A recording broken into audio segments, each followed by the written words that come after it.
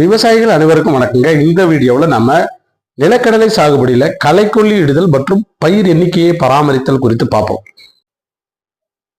இப்போ களைக்கொல்லின்னு பார்த்தீங்கன்னா, விதைத்து தண்ணீர் கட்டியவுடன் ஏக்கருக்கு புழு குளோரலின் 800 மில்லி மருந்தினை 20 கிலோ மணலுடன் கலந்து சீராக துவ வேண்டும்.